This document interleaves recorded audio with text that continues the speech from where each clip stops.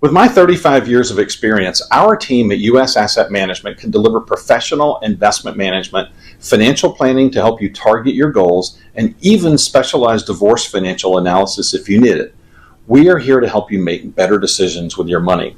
Call U.S. Asset Management today, and let's get to work in your financial future. Do you already have your investments with Fidelity? I'm David Cross with U.S. Asset Management. Did you know that you can assign your investment management to my team and put my 35 years of experience to work for you? You simply assign us as your investment manager and you keep the same username and password. Professional management, and you get to work with someone who shares your values. Call U.S. Asset Management today and put us to work for you. What happens in Georgia gets revealed one by one as the facts are unsealed. From the pit comes what they don't want you to see. When the daily nugget of truth is dropped with your host, BKP. Hello, folks. How are you today? And we're back. Yes, we're back just like that. I'm your host, BKP, and you're watching BKP Politics on voiceofruralamerica.com. It is Tuesday, 7/14/2026. You know, just when I work all day yesterday, well, just as I planned to do a in-depth, thorough discussion on the flock cameras, AI, and several other things of that nature, Lindsey Graham dies. They tell us Mitch McConnell's still alive. Trump says he's going to give a speech to the nation on Thursday night at 9 o'clock, and it will probably involve election 2020 and a major announcement. And there you go. Just like that, we're going to change directions. So after the major announcement by President Donald Trump that my phone started ringing yesterday afternoon, much like yours probably did. And after that announcement that Thursday night at 9 o'clock, the president will be holding a major speech in the Oval Office. And we'll get to that in just a minute and what I think will happen there. I see this as the time right now that we have to discuss how the Republicans can win in Georgia in the upcoming November election. And I mean, I am strongly of the opinion some things have to change right now. You're going to hear everything. I'm going to put it out today because President Trump has a major effect on Georgia, as you can see, 2020, 2022, 2024, the primaries, recent primaries, and now going into November. So we have to discuss so many of those things, and we will today. I got a couple pairs of glasses here in case I have to double up, right? So we're going to discuss all of those things because here's where we're at. Burt Jones, Lieutenant Governor of Georgia, was endorsed by Donald J. Trump, lost the runoff. Rick Jackson is the nominee for the Republicans. So how do we get Rick Jackson across the finish line in November against Keisha Lance Bottoms? Burt Jones did his first interview yesterday, which aired this morning on AJC Politically Now podcast with Greg Bluestein and Patricia Murphy. I watched it, listened to it, read the article. So John Ossoff is taking a different direction and getting a little stronger against Mike Collins. So we're going to break it all down. We are going to discuss some things today that are so controversial. They're very controversial. But you know me, when I think it's time something needs to be said, it needs to be said. Now, Thursday, Rick Jackson will be doing his first rally, all right, as the actual Republican nominee in Georgia. Rick Jackson will be doing his first rally. I'm looking at my schedule now. I'm pretty sure I'm going to attend. Okay. Pretty sure I'm going to attend the rally, but it's the first one.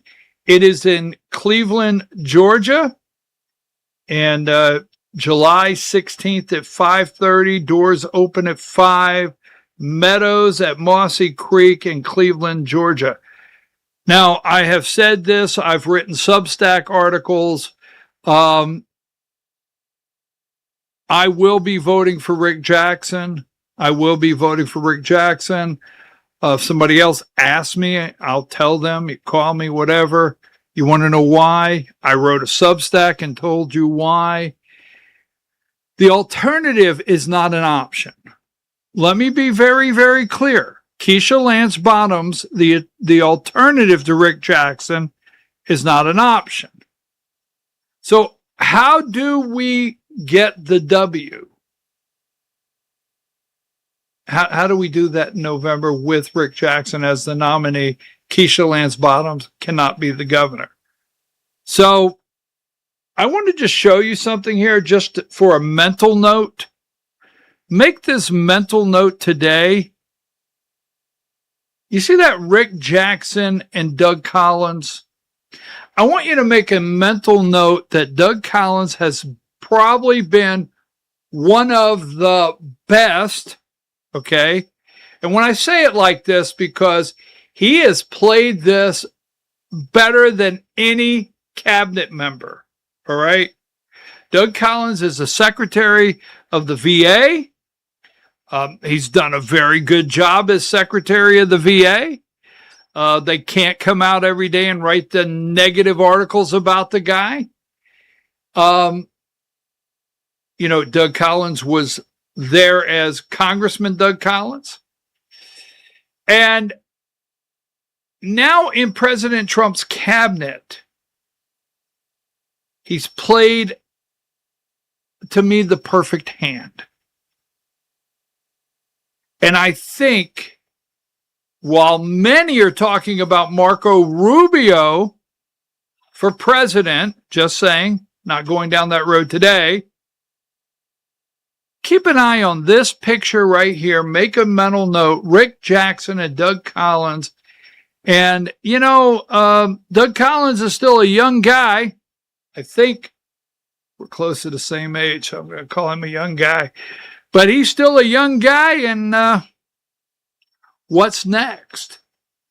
You see, everyone, whether you like it or not out there, everyone, regardless of where they're at in the United States, Georgia, members of Congress, senators, whomever, is calculating life after Trump. Yes. So just keep an eye on that picture. Moving right along. All right, so I just want a little quick note on Lindsey Graham passing. I have read most of the social media post, okay? I've read most of the social media post, and he was 71 years old, just got back from Ukraine. We'll leave it there as the investigation is going on about his death. Cardiac arrest. Lindsey Graham's sister reacts to Trump's recommending her to fill out South Carolina Senate term. Now, Lindsey Graham had just won the primary, so he would have been on the ballot in November in South Carolina for another 6-year term as senator. His sister will serve the balance of this term. So I think without looking up, and we'll look this up for the article's sake, we'll fact check this. I think a new Congress sits, is it January 3rd? I'm not for sure sworn in, but anyhow, she would fill his term now,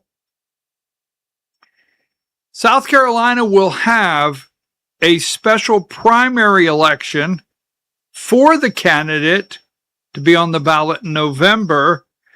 Don't know if she's going to be on that ballot, but here is what really bothers me here. And I know this is why we have to pay attention to everything between now and November that President Donald J. Trump does.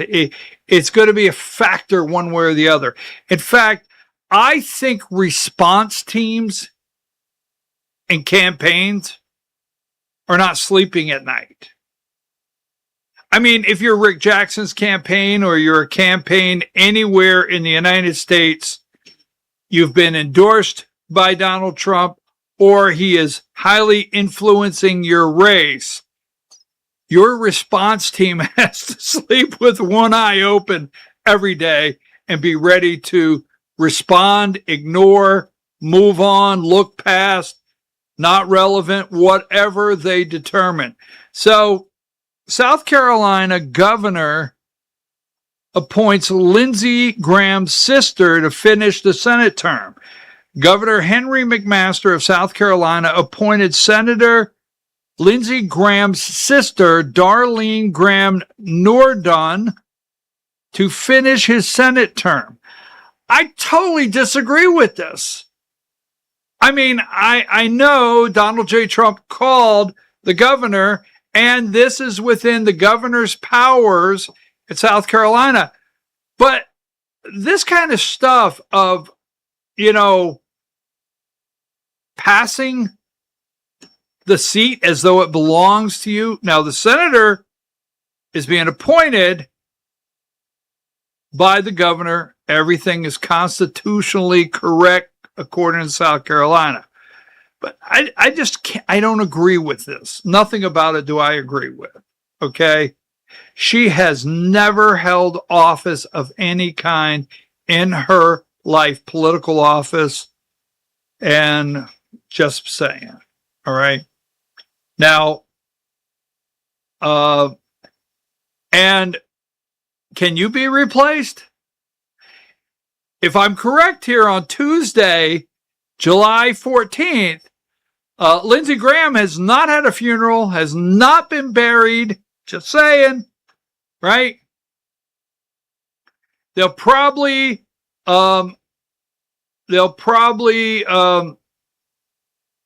he will lie in state, probably in the rotunda of the Capitol in D.C. Zelensky will fly over and whatever. No, but they already have this person in place. So just my brief, I don't agree with. So last week, you can go to my Substack. I did an interview with the state Senate candidate, Georgia State Senate candidate, Roa Roman. And I could not get her to identify as a Democrat Socialist or Democrat Socialist of America. And I even said to her, if you would not engage in national campaigns, like the campaign up in Michigan, the Senate campaign, if you would not engage in any of the national discussion and stay focused on Georgia State Senate District 7, well, we're working on another story, but this is Bernie Sanders, Zoran Mondani and AOC, just quickly, just a brief, and New York. Capitalists fight back. New York Dems launch campaign to counter socialist wave sweeping the party. They are the socialist. Now, what I wanted to bring up last week, and I told you this last week. I am not asking for Roa Roman to identify where she stands in her party. I'm not getting this from Fox News. I'm not getting this from Newsmax. I'm not getting it from OAN. I'm not getting it from One America's News or whoever they are. I'm getting it from the left. The left is pushing this.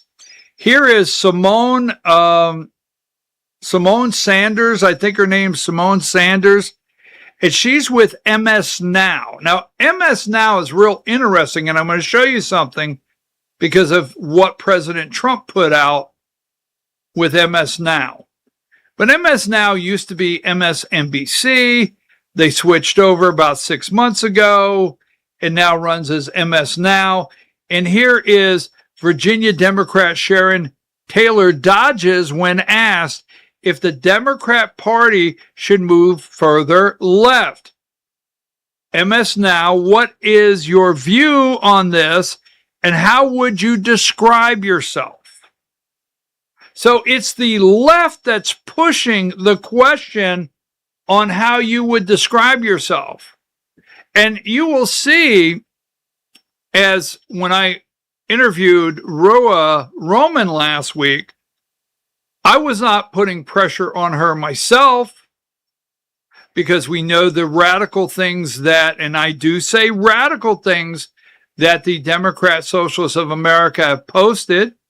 We've shown you where Zoran Mondani, the mayor of New York City, his face is right on their website. So how do you identify? Now, I'm just going to get past this. Tax the rich. New York sees dramatic exodus of millionaires, causing nearly 11 billion loss in tax revenue, the study shows. New Yorkers' share of U.S. millionaires dramatically declined in recent years, causing a nearly $11 billion loss in much-needed tax revenue in just 1 year. It's a bombshell report, as they say. This is from ABC Radio in New York. To the left, promise raise taxes on millionaires to fund public programs. Zoran Mondani there. Reality, New York City lost nearly $11 billion in tax revenue from millionaire exodus. Okay, I think they're down in Florida. So the only reason I bring that up, and we'll move past that here rapidly, is this is Zoran Mondani and this is Roa Roman, the Democrat state Senate candidate in the Georgia 7th District. So, I mean, we're going to be looking a little closer at that, but the left, when I say the left, not even the left, not even Hillary Clinton supports this. It's so bad. Uma Abedin, Hillary Clinton, they don't even support this. But it is here in Georgia, and we will look at it. This is one of the Democrat as many hurdles that they have to figure out going into November.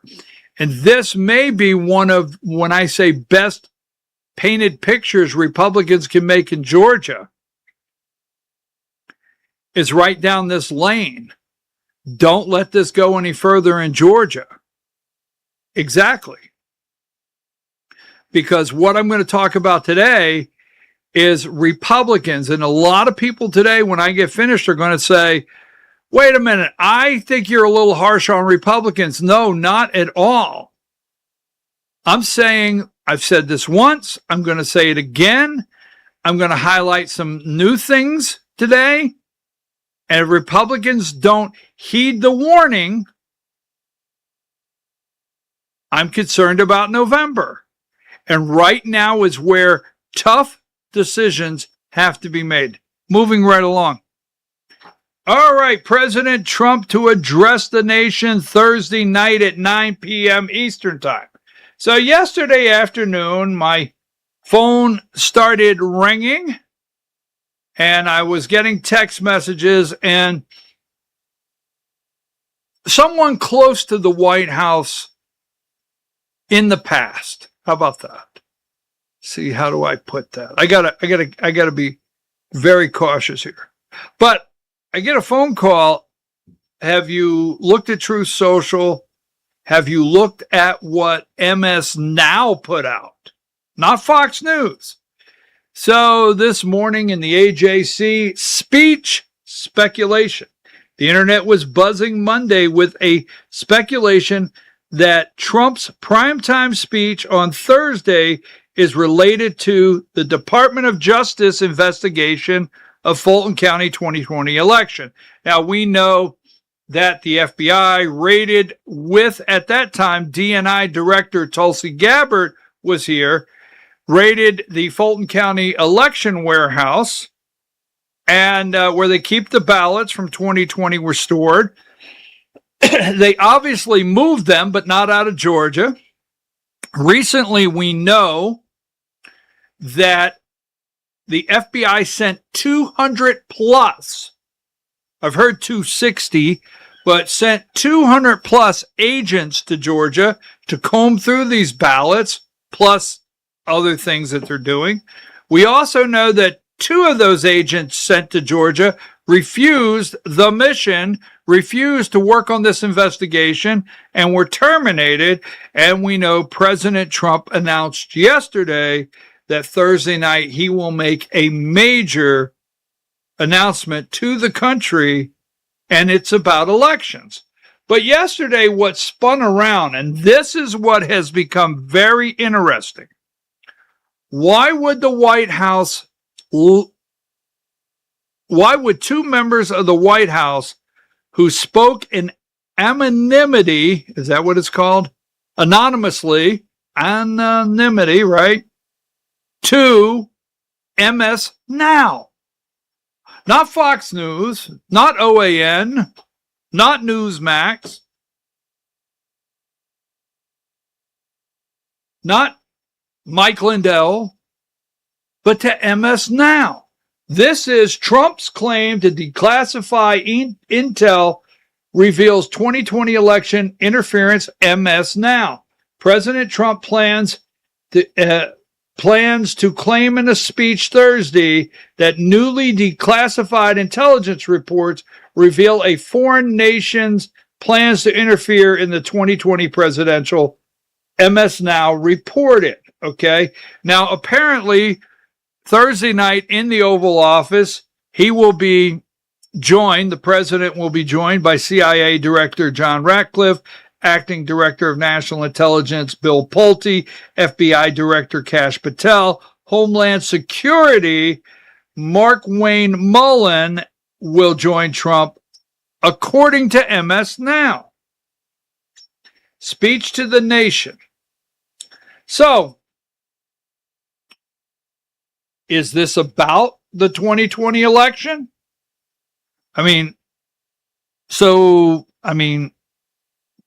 Now we know, and I'm going to make one statement about the election and move on, because how does this affect this race going into November? That's what I want to talk about. So let me get with this video. President Trump took some questions today in the Oval Office. Let me get that set up.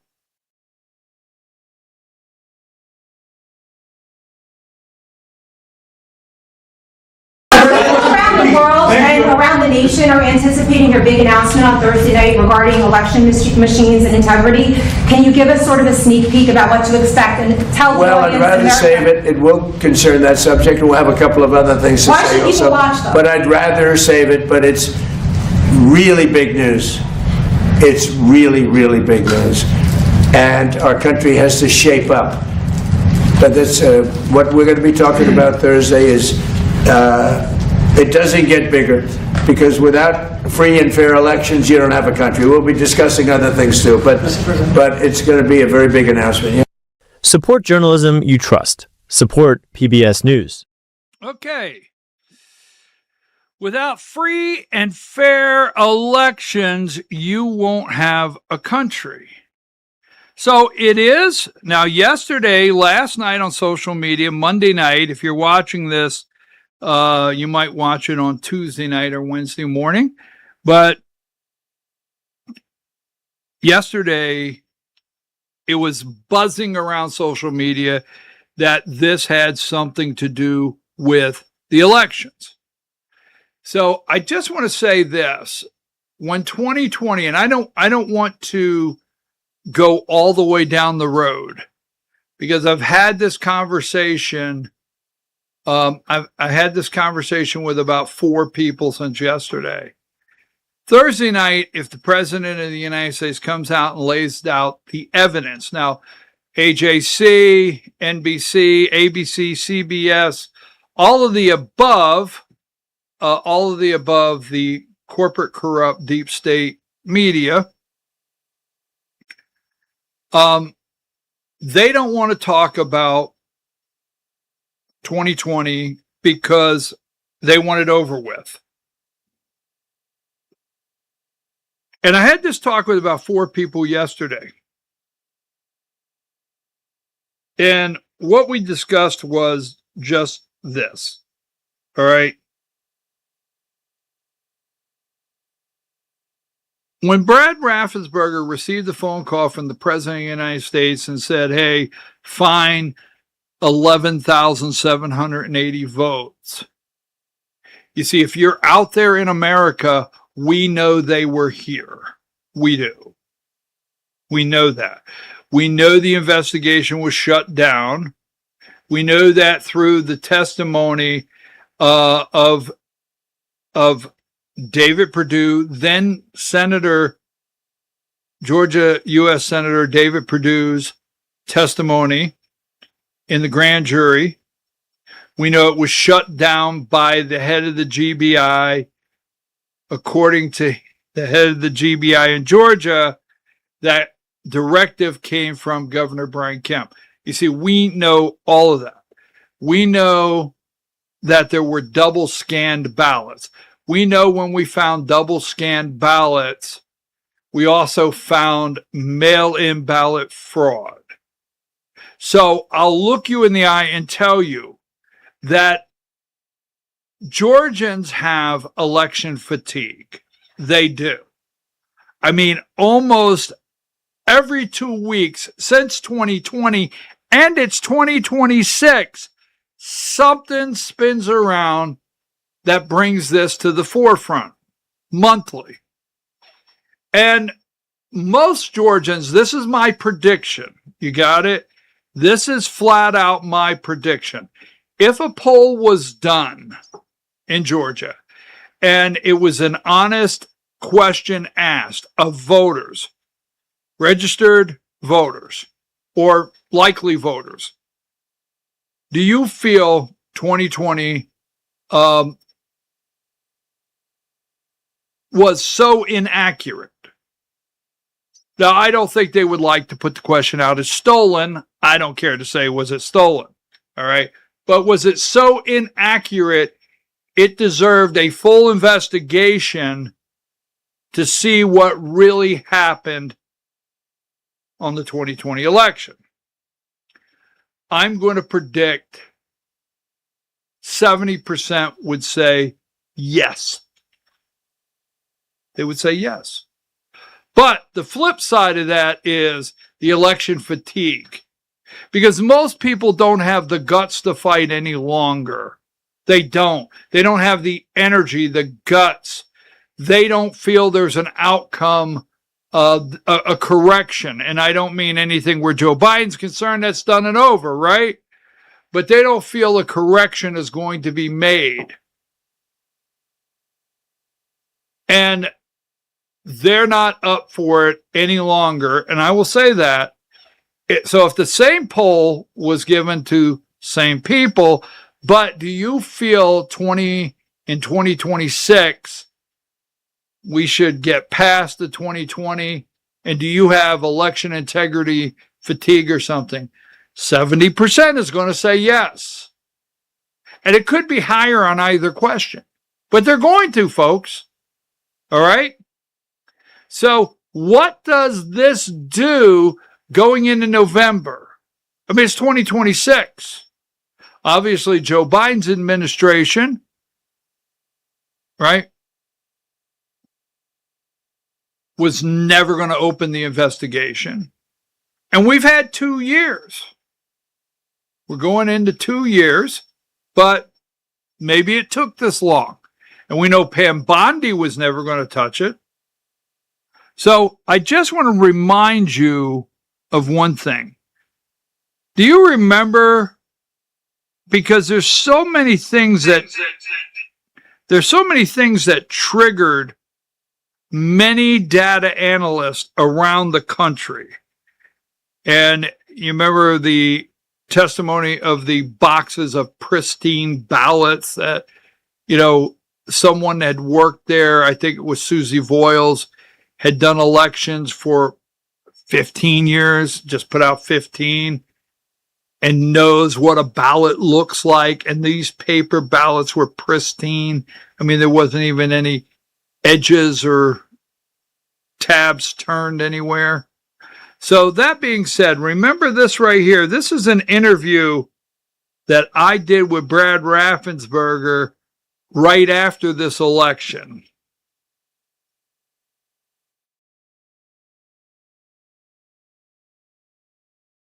That's why. Nothing. I keep going back. Well, that's why. If you look at, but Brian, if you look at when we did the 100% hand recount, we found 3 counties that messed up, fairly significantly. Floyd County, and that election director eventually resigned, and they found a new election director. But that got reconciled through that process. His mistake got caught because we did the 100% hand recount. Number 2 was Fulton County. All of a sudden, they were off by several thousand ballots. Well, it's because you scanned some of these ballots twice, and so that's how that got. That's how that got reconciled. And then the third one was Fayette County, and Fayette County actually had run a good June primary. So did Floyd County. Fulton County, though, continues to mess up, and so I'm glad there's accountability finally for Fulton County. But I say,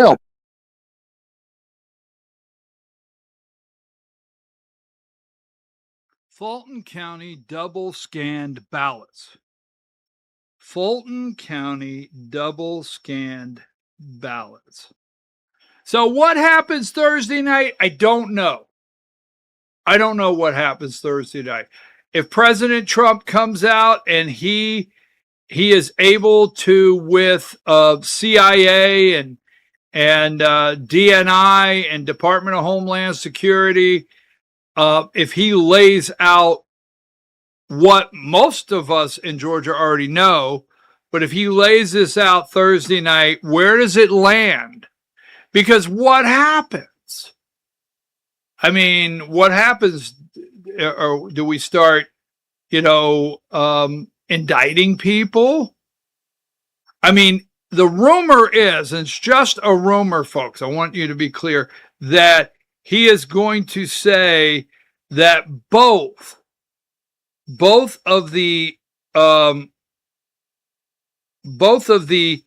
Georgia U.S. senators are illegitimate. They didn't win. They should have never been in office.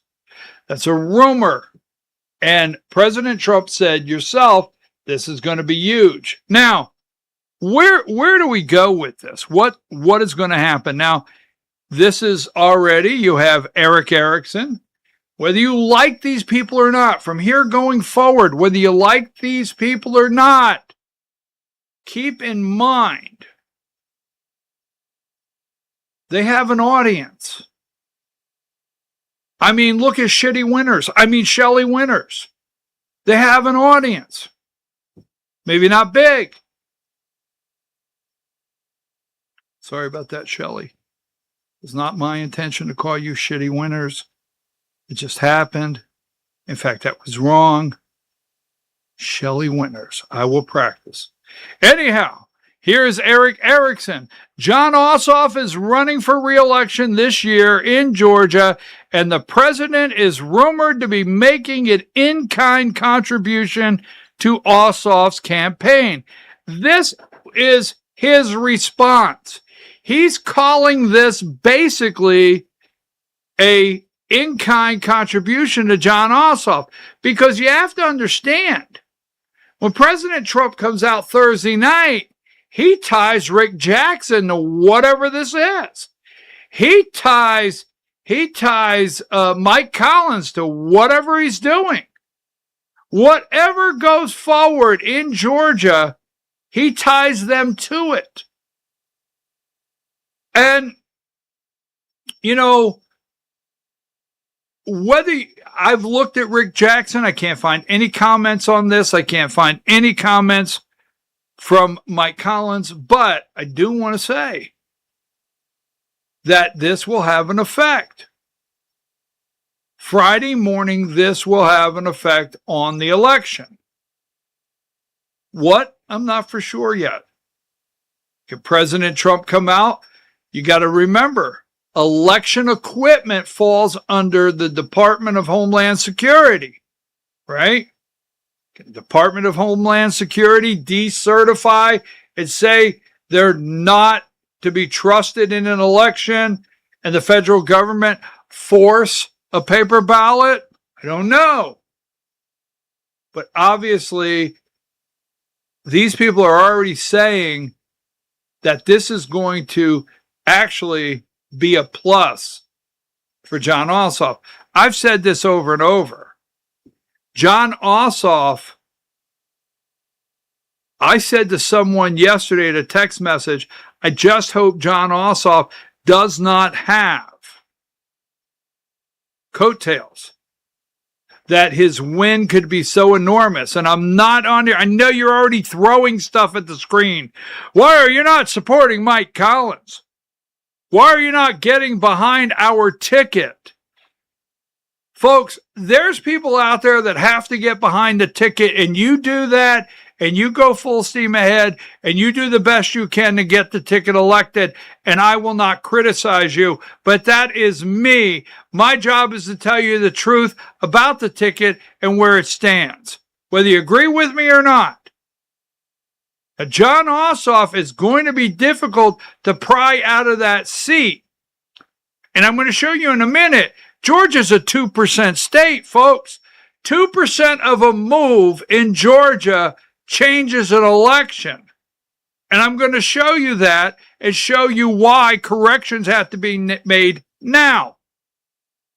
Because you don't want Ossoff to win this level and pull Keisha Lance Bottoms over the finish line by 0.08. It's out there. Now, that being said, so there's people already, and let me show you here. Here is John Ossoff and Warnock immediately putting up John Ossoff's account, a unity picture that, hey, we're the two Democrat senators from Georgia, and you guys lost the election and we won. Then you have Reverend Warnock going after Raphael Warnock. I'm going to pull away from Reverend. Okay, that's almost like saying Reverend Al Sharpton. No. So Raphael Warnock, Donald Trump is trying to cast doubt on 2020 to justify interfering in 2026. We see what he is doing, and it will not work. Stay vigilant. So they're going to start selling you, and they started yesterday, that Donald Trump is trying to interfere in Georgia's election. This could rally. It could rally the Democrats. They already have the turnout edge. The Democrats have had the turnout edge and increased turnout in every single election in the last year in Georgia, going back to the PSC races, the two of those. Republicans have yet to, and I'm going to show you what I'm going with, Republicans have yet to get the turnout enthusiasm on any race. Even the ones they've won, Democrats surged with turnout. So Thursday, if Trump says, hey, the machines are no good. Well, let me pause. Yes. Okay. I had to give time for the people out there saying, well, they're no good. Okay, I get it. But If Trump comes out and says the machines are no good, elections are fraudulent, you can't trust an election in Georgia, it will only leave probably the voters that trust the election. And that may be more Democrats than Republicans. And there may be more Republicans saying, hey, Martha, I told you, Martha, you can't trust. I'm not going. Just saying. Now, John Ossoff, he comes out with here, Donald Trump's spiral continues, the failed president pocketing billions as he drives up prices, is afraid to lose the midterms. So he will reheat the debunked election conspiracy theories and tells bizarre new lies to deny his 2020 defeat and attack voting rights. This is a disaster for Trump puppet Mike Collins. I told you, everything Trump does from here on out in Georgia will be a tie to Republicans. And I know if you're so pro Donald Trump, okay, you're saying, well, that's a good thing. Well, we'll see come November.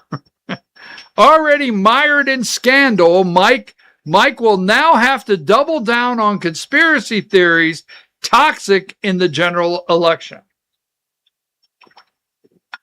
From the start, Trump's obsession with Georgia elections revealed his fury that black voters were instrumental in his defeat.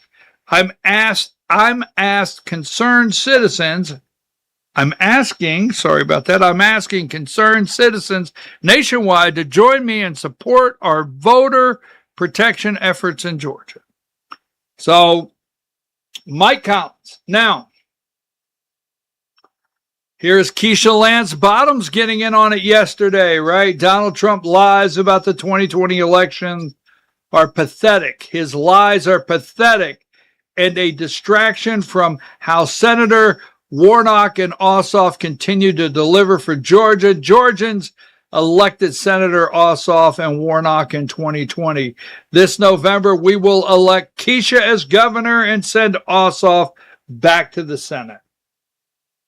So, what other spin could be out there that could separate Republicans? What could be out there? What else? Because this is boring as could be, and you're going to say, oh my God, he's telling us again. But Republicans have about 3 lanes. We got 3 lanes, man. We got over here, we got right here, and then we got a lane over here, right? We've got the ones that call themselves Republican conservatives like Shelley Winters, right? That are so squishy, they're voting for Ossoff and saying they're going to vote for Rick Jackson. Maybe, maybe not. So you got to unite. I hate that word. I hate unite. I hate the way Republicans have used it. If you would see the names, and I'm not going through the names that have said, oh, we must unite, unless you're the trash over across there. That's all I'm saying.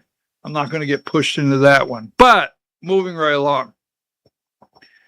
So what else could separate that would put this pressure on the response team of all campaigns?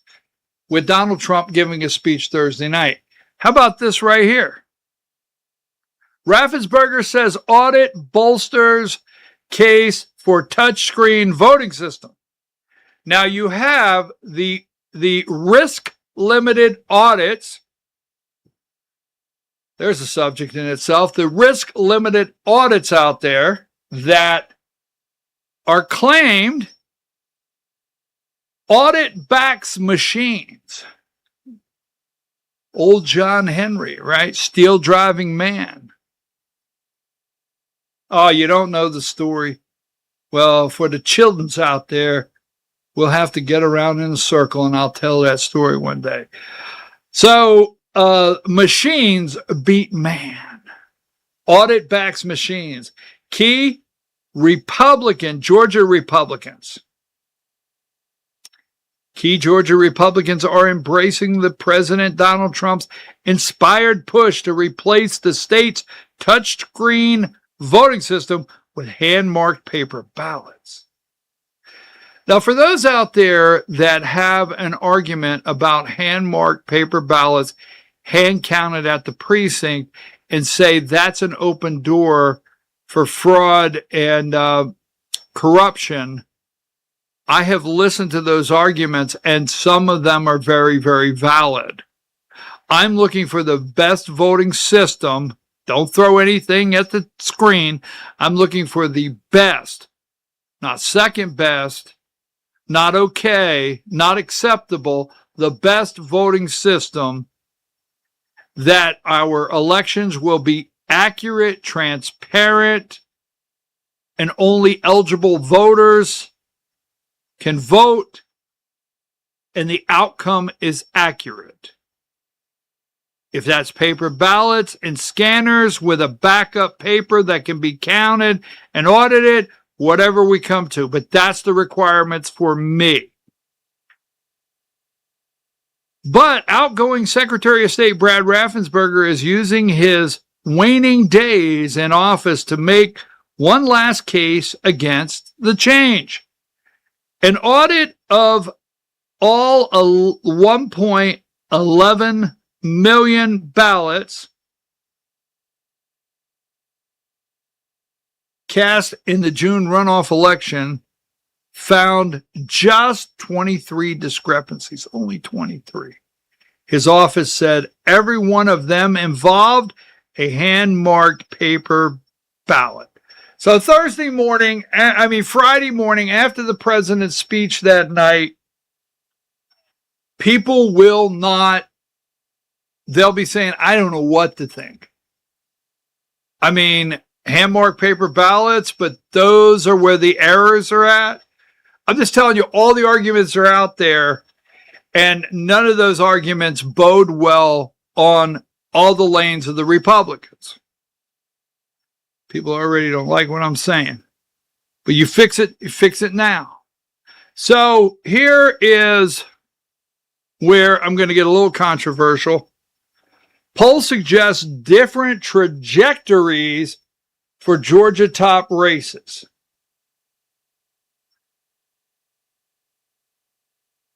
And Georgia is a 2%. I did not look at 2022.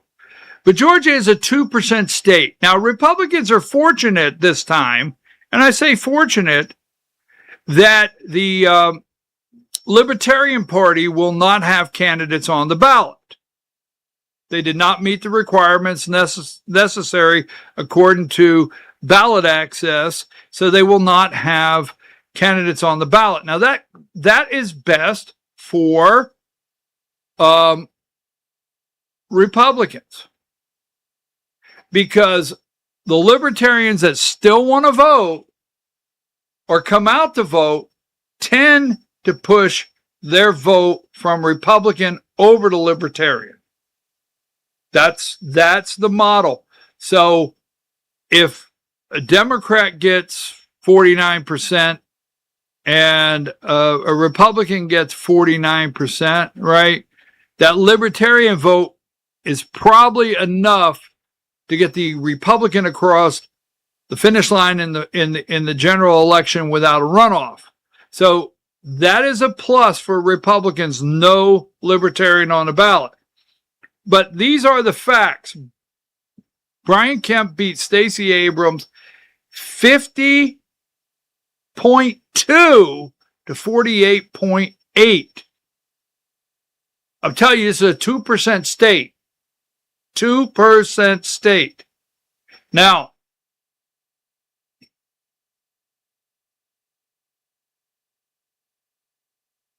let me get into my most controversial thing, because I think it's something that should be done now. Politics, it's not a nice place, right? I mean, it's not like Chutes and Ladders or playing Candyland. It's not warm and fuzzy. It's ugly. It's nasty. You don't put anything past your opponent. And although Rick Jackson is a billionaire and hasn't started spending the big money yet, because that will come after Labor Day in my eyes. Everybody's still at the lake. They're still on the boat. They're vacationing across the country. Political focus on a race is not quite there right now by the independents or the general election voters, the younger voters. That being said, right after Labor Day, when you pull the boat out of the lake and take the camper home and put it away and the kids are back in school, that's when the focus is. So we've got work to do that we can do right now. We can do right this minute. And I'm going to have people say, don't you think it's a little too late for some of these things you're bringing up? No. If we do it now, pull the Band-Aid off, boom, get some things in place, we could be ready Labor Day weekend. We have all of September, 1 week of October, blow it out of the water. Now, I'm reluctant to say this, but I watch the left-leaning media, and I've told you this before, every morning at 5 a.m., whether you like it or not. I watch Ali Vitali. You don't even know who that is, but it's way too early with Ali Vitali from 5 to 6 a.m. Then at 6 a.m., I watch Joe and Minka, Joe Scarborough and Minka Brzezinski. Every morning at 6 a.m., Jonathan Lemire, you name it, as left as you can go. But I do that to hear the narrative they're moving and the cover they're making and what they're trying to plant to, right, to stimulate their voters. And they're doing a good job. Not that they are good people, but they're doing a good job. Now, let me tell you what they're doing. Is every time you turn around, they're attacking Donald Trump's cognitive functions, his age. Every time you turn around. Don't shoot the messenger, whatever you do. No shots fired here. But they are. I can prove it. Every day it's something. Or if Trump dozes off in a meeting, they show the loop of Trump dozing. And, they talk about how many times Trump, talked about Joe Biden and, Trump's health and what's wrong with him.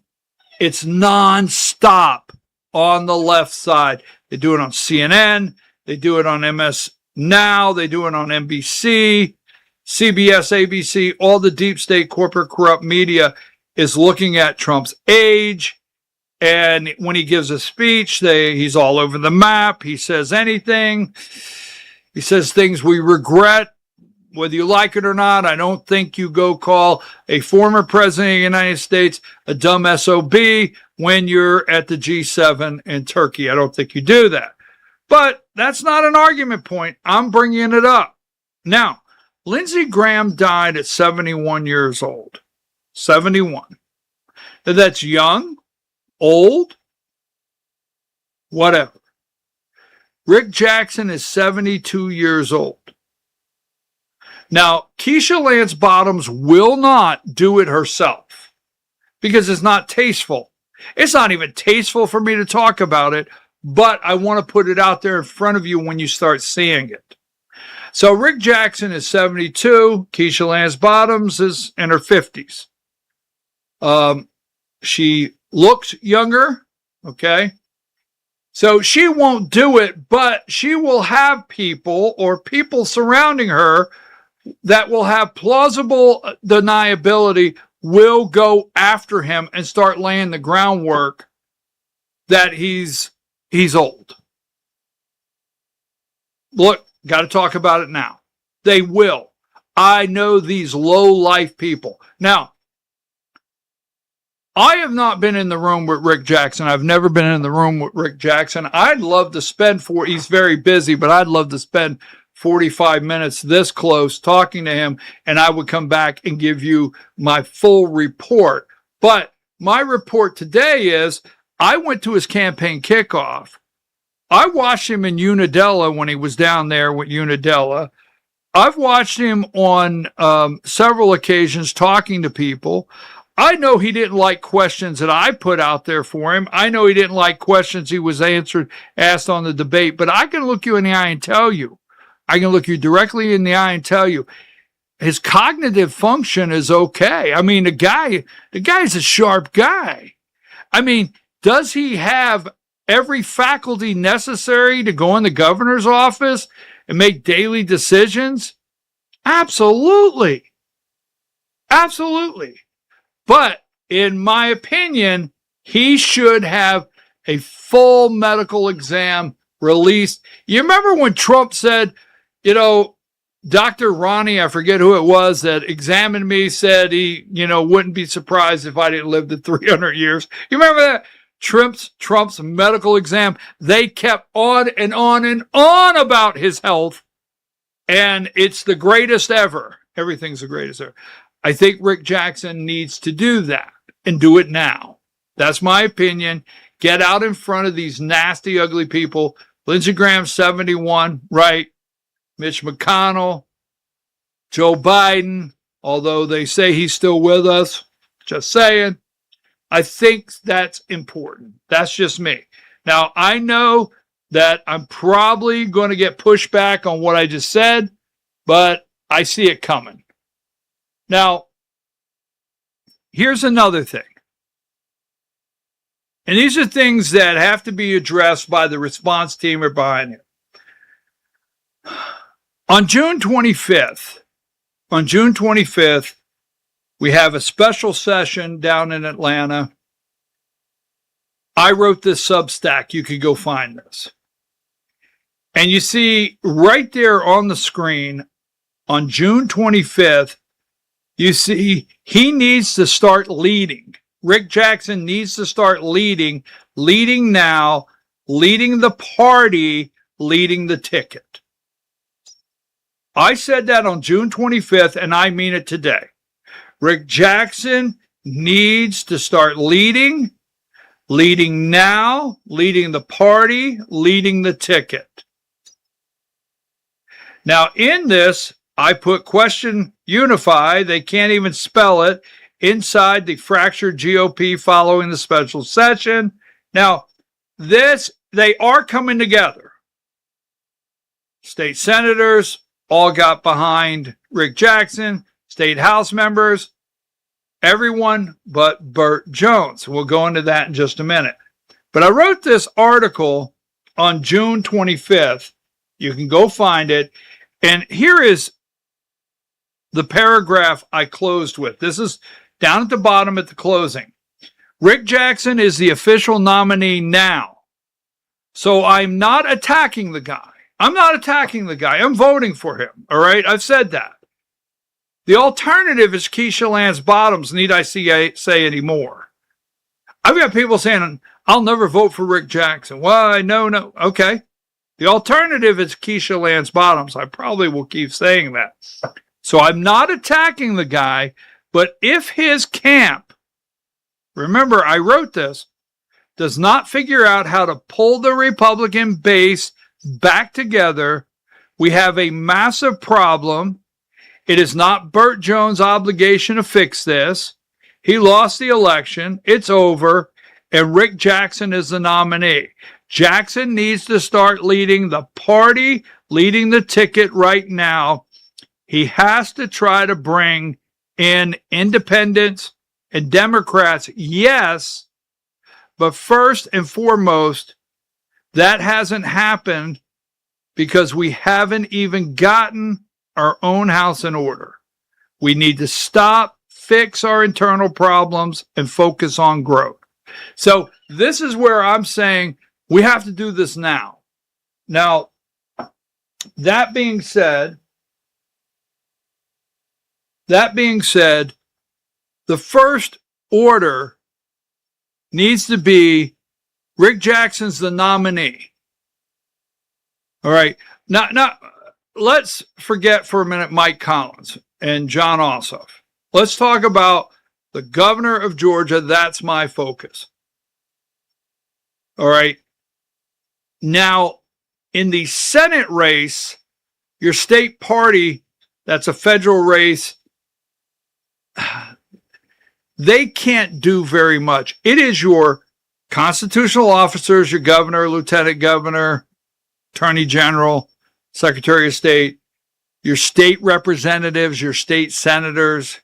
This is where you should have a Republican Party that is strong. So Rick Jackson should get Josh McCoon out immediately. Immediately. Josh McCoon, the chairman of the Republican Party, did not support the nominee, did not support Rick Jackson, okay? Was never prepared to support Rick Jackson. Anything that, in my opinion, got to put a question mark in there.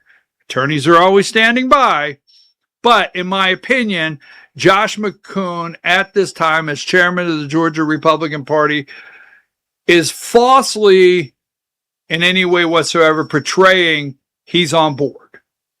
And his administration, especially in the second term, we'll leave it there, since he got elected the second time, has been an ultimate disaster.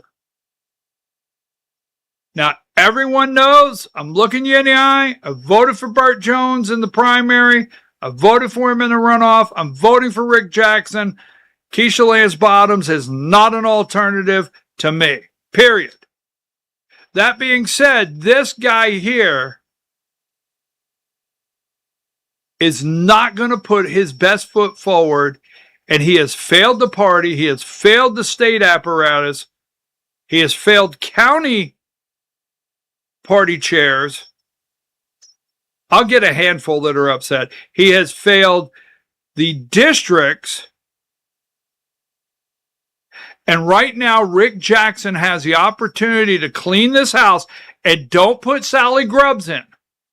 Now, this is not an attack on Sally. Oh my God, Sally's an election integrity hero. Okay, easy. It's not an attack. But she is appointed to the state election board, whether you agree she's done a good job or bad, by Burt Jones. Her allegiance is Burt Jones. That's okay. I got no problem. If they are still supporting Burt Jones, that's their business. But as state party leaders, as chair and first vice chair, they can't convince anybody that they're on board with the ticket. And you know, I've told you this. If you are in any capacity whatsoever serving in the Georgia Republican Party, right, and you can't look at your county, district, or state level and truly say, I'll support the ticket, you need to resign. Last week, a county party chair resigned. I called the county party chair, and the individual said, I can't stand in front of them and say, I will support all of the ticket. Everybody on the ticket, I can't do that. So I have to resign. I respect that. I thought it was amazing. We talked for a while. I said, you got my full respect. So immediately, now also, before I flip the script, is that what, are the kids still saying that? Or whatever. All right. Or Shake and Bake or Magic Man, whatever. Before I do that, okay, let me look you right in the eye and tell you, there's so many county chair, Republican Party county chairs. There are several, when I say several, I don't know all of them, and it's not a judgment, of district chairs that you've carried the water, you've carried the load, you work very hard, you do a good job with limited resources, limited support, and a failed chairman at that, right? Everything's out there. And you need someone in place right now for ballot chasing that knows how to chase the ballots, knows how to turn out vote. And that's not Josh McCoon. Now, when I say that, I'm not just, I want to remind you of something. It's not too late. I'm serious. It's not too late. Don't sit here and think, well, I don't know, maybe it's too late to do that. No, it's not. Look at what Donald Trump, whether you agree what President Donald Trump did in 2024 and the people he put in place, that's not the argument here. But when President Donald Trump became the nominee of the party, right, he cleaned house, put all of his people in place. Yes, he did. Yes. RNC leadership change in 2024. Yes, Donald Trump orchestrated a leadership change at the Republican National Committee during the 2024 election cycle and successfully installed his preferred candidates. He ousted, Trump pushed for the departure of the incumbent RNC chair, Ronna McDaniel, right? He handpicked the chair. Trump endorsed, handpicked Michael Whatley. The co-chair was his daughter-in-law, right? Lara Trump. And he cleaned house and put the people in he wanted. So it's not too late. It's not too late for the Rick Jackson campaign. He needs to start leading. He needs to start leading the party. And start with cleaning that house. Period. Plenty of time. Plenty of time. Don't let anybody tell you, well, I don't think we should do this right now. Now, that's one thing. Now, here's another thing. Why we have time. People are at the lake. These people are not paying attention. So let's get all this work done. John Ossoff targets Mike Collins over Epstein files a new ad. Mike Collins winning this election is a very, very tall order. And I'm not prepared this early to say he has no chance. Sorry. I'm dodging incoming missiles. Just saying. The guy has 2 failed chief of staff. We won't go into details on that today. 2 failed chief of staff. Okay. He's got some baggage. His appeal is to the grassroots. Yes, it is. But you can't win with just the grassroots. This is a tall order. John Ossoff is going to be very hard to pry out of that office. Incumbents, you have to prove to those voters out there that don't pay attention until 2 weeks before the election that there's some reason he's got to go. Now, I said early on that Mike Collins would not be able to win the election on Laken Riley Act. I told you if Mike Collins goes out there and campaigns, right? Now, Ossoff has already tied Thursday night the election to Mike Collins. CNN, Raju, whatever his name is, I forget what his name is, he cornered Mike Collins, did 2 weeks ago, right? This is all laid out for a reason, He cornered Mike Collins 2 weeks ago. Did Trump win the 2020 election? Mike Collins finally said yes. I said right on this program, hey, I respect that. I have to tell you, I respect that he finally come out and he just said yes. But every time 2020 election comes up with one of our candidates, the vote narrows. That's me dodging incoming bullets. Facts are the vote narrows, and this is a 2% state. What are you saying? You want him to run away from the truth to facts? And okay, I didn't say that. But I did say this. See, when the Senate, this is July 14th, right? 10:24 a.m. Today he put this out. When the Senate first had a chance to protect American lives and passed the Laken Riley Act, John Ossoff voted no. I didn't take that for an answer. I went door to door in the House and Senate to make sure Georgia's sons and daughters were protected from criminal, illegal aliens and the Democrats' political games. Democrats' political games. Thanks to that one bill, over 20,000 criminals have been taken off our streets. Okay. I agree with what he said. But when you post this on July 14th and a guy was killed by ICE in Maine yesterday, and another guy was killed by ICE in Texas 2 days ago, and apparently what I'm learning is the guy in Maine that was killed by ICE had a social security number, could legally work here. Then we get a lot of arguments. They shouldn't have been here. I don't care if they were here 28 years. I get it. But where are they trying to find a new Senate candidate, Democrats? And not lose their momentum? Maine. And just, wow. An ICE agent kills an illegal. Not the, I know, they're all criminals. Not the vicious, dangerous illegal.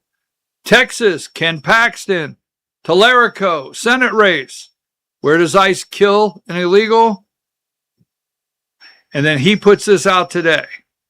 Now, I'm just saying, this is the tallest order, and I've already said he cannot win on this issue against John Ossoff. Now, Ossoff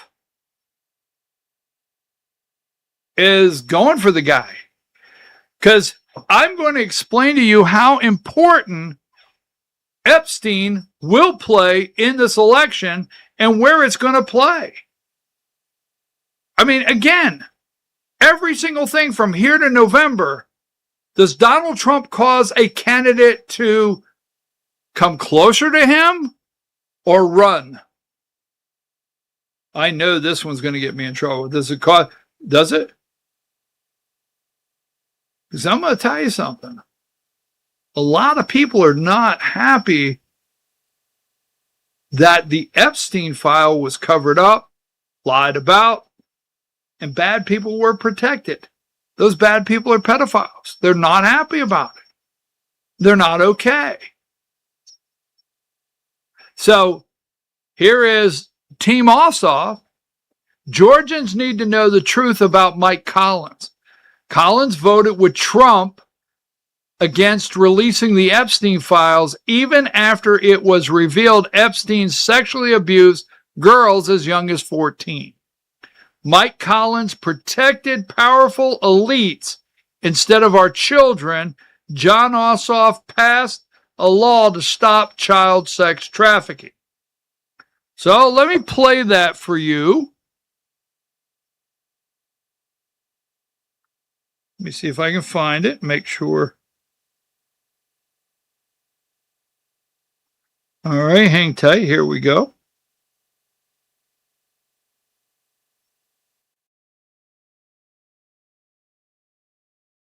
I've investigated cases of sexual assault, and people need to know the truth about Mike Collins. Mike Collins voted against releasing the Epstein files, even after he knew Epstein's sex trafficking operation exploited 14-year-old girls for sex. Mike Collins protected powerful elites instead of our children. John Ossoff is going after the powerful and passed a law to stop child sex trafficking. We need John in the Senate. I'm John Ossoff, and I approve this message. I've investigated. Okay.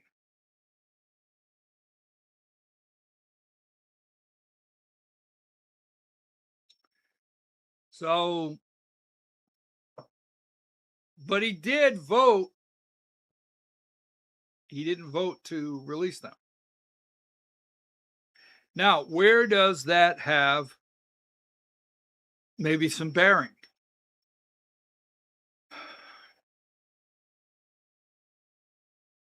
The 14th District of Georgia.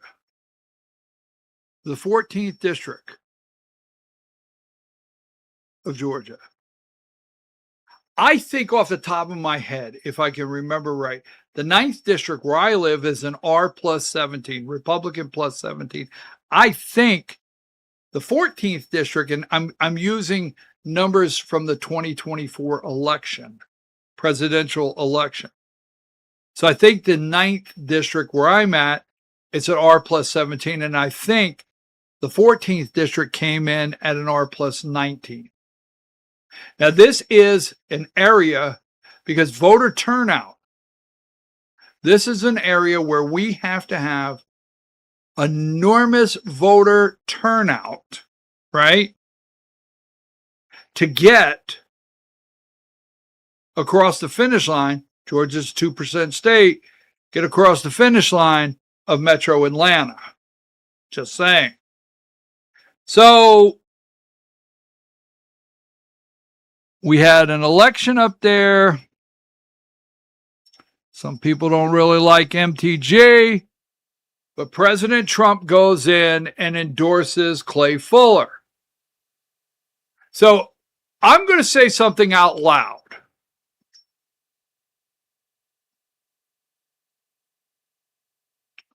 On a daily basis, MAGA, Make America Great Again, America First, people that supported Trump in 2016, 2020, and 2024, he does something every single day where quietly they're saying, and I'm talking his supporters are saying, oh, can you tell me why? Now, Clay Fuller, we're not attacking Clay Fuller. He is the current congressman in the 14th District, but Donald Trump endorsed Clay Fuller. Okay, so that put a little sting into the base of the 14, the strong Republican base. That put a little sting in there. And they're like, Trump, what are you doing? So what's next over in the 14th? So here we go. We've got Marjorie Taylor Greene, the former Congresswoman of the 14th, and Thomas Massie from Kentucky. Now, they both voted and advocated to release the Epstein file. And I'm not here today, and I want to be very clear, and I want it printed in my article, that I'm not here today to support Marjorie Taylor Greene, period. But she blew up the 14th District. It's blown up. Now, some are going to say, well, that's Donald Trump's fault. That's her fault, whatever. But this is the former Congresswoman of the 14th District. And I'm going to tell you, she still has some support over there. And she's not really supporting and saying, rah, rah, rah, Republicans in Georgia. In fact, I think recently she has made a comment or two about a third party. I think so. In fact, check that. But Marjorie Taylor Greene and Thomas Massie, we're talking about the 14th District. Now, Donald Trump has made several harsh statements about both Marjorie Taylor Greene and Thomas Massie, though the nature of the criticism towards each of them are different. Regarding Marjorie Taylor Greene, Trump publicly withdrew his support for her in November 2025. He referred to her as a ranting lunatic and a dumb person who sort of reminds me of a rotten apple. Trump also said she had lost her way. Now, I will say this, when all this is going on,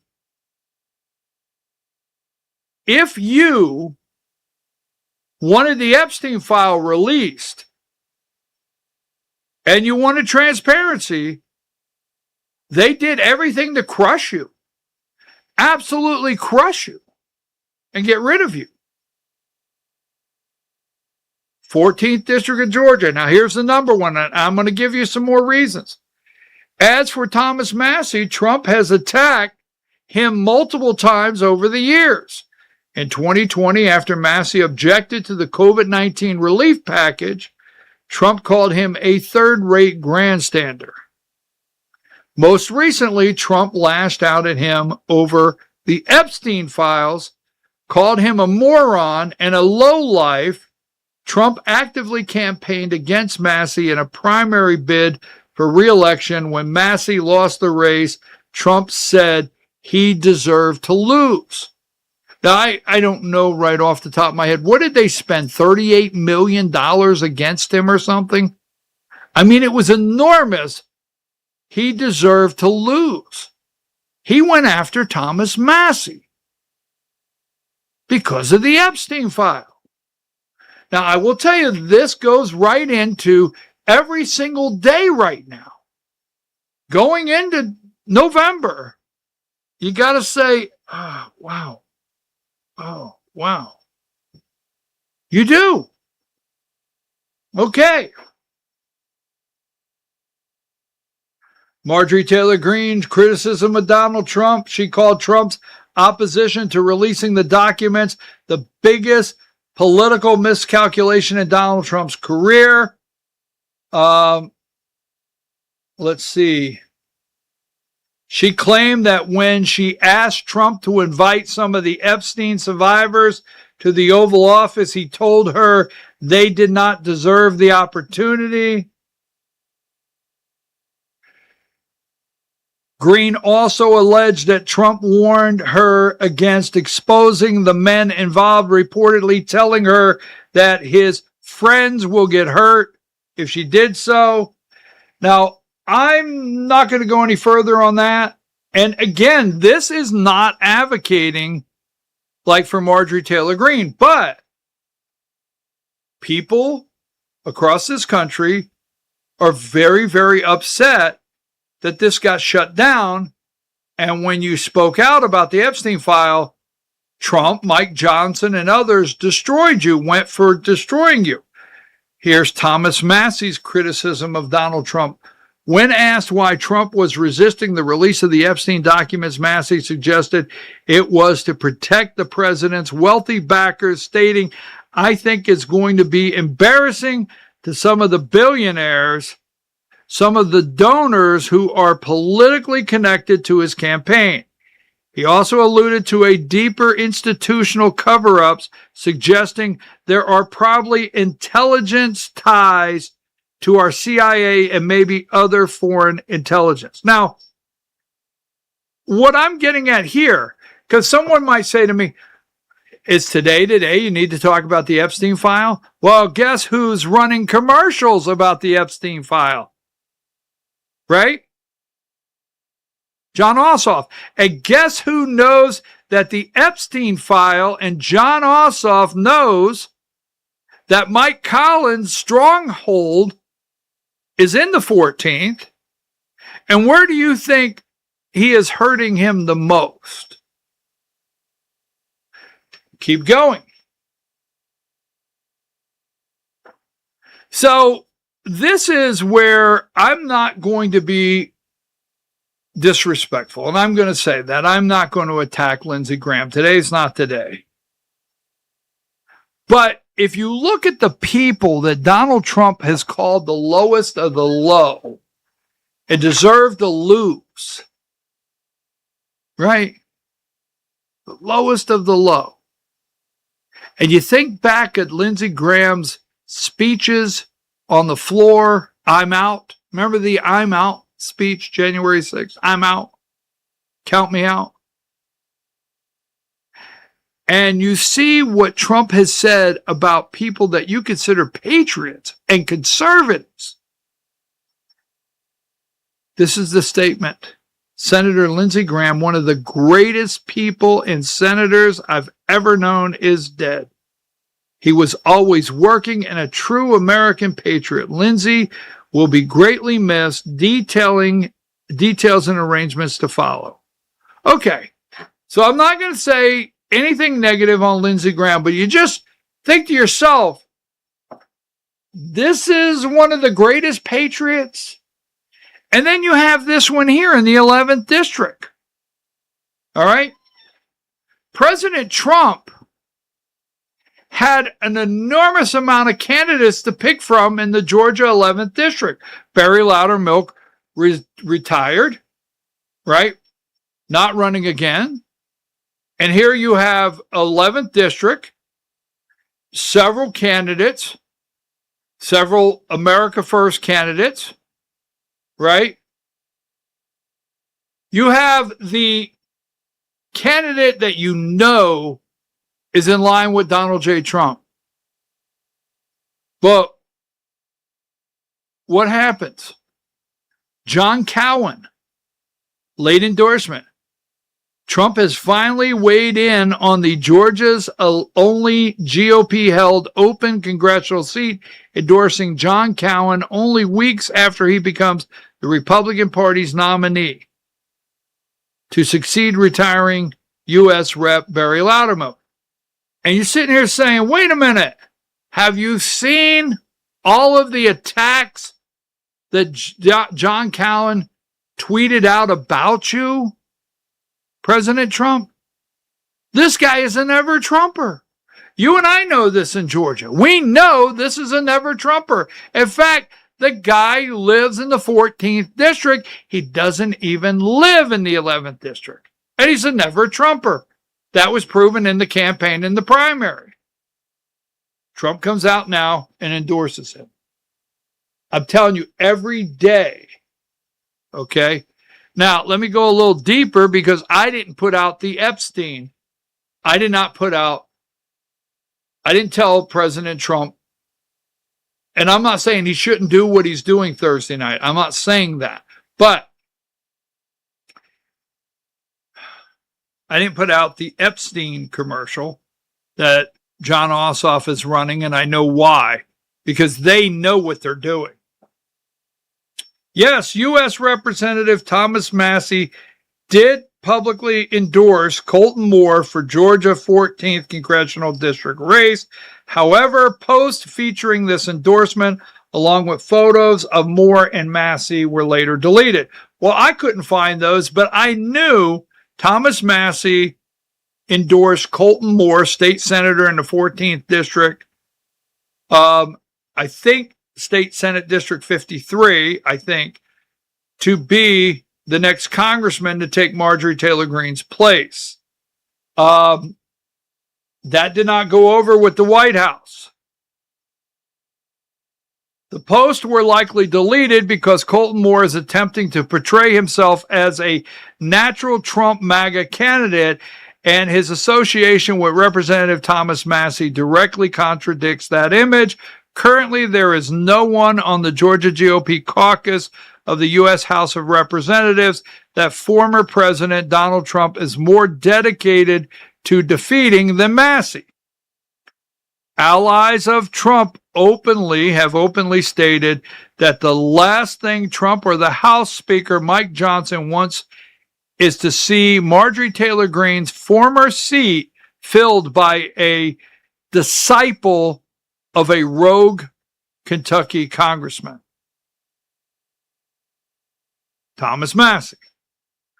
As Massie is prone to attacking Republicans and is not viewed as a GOP team player, maintaining the connection and endorsement from Massie would likely ruin his chances, any chances of Moore receiving an endorsement for Trump, which is considered crucial for capturing the seat.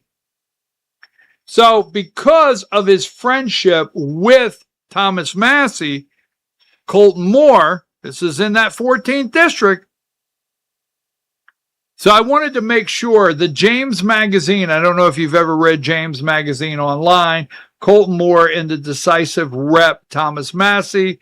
Then there is another controversial issue involving Moore that concerns President Donald Trump and his prominent Georgia allies. James Magazine online received screenshots of now deleted posts showing Moore with U.S. Representative Thomas Massie of Kentucky. So that was true. Now, before I move on, we're going to close this up. These are all the things that have to be solved now. Because I know why John Ossoff put that commercial out.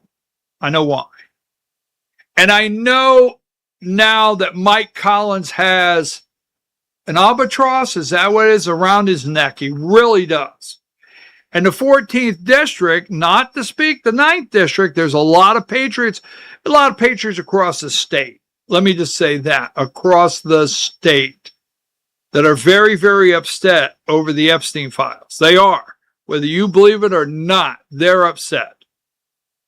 That being said, I'm putting the bullseye on the 14th because I'm showing you what took place over there and how it's blown up. The 14th's blown up. I'm just going to say, all right.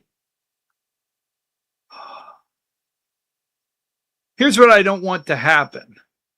On Thursday night, if President Trump comes out and talks about the election, the machines, they're corrupt, they can't be trusted, you can't verify them, whatever. It totally lays disbelief on the machines. Thursday night in Georgia. Let's say he does.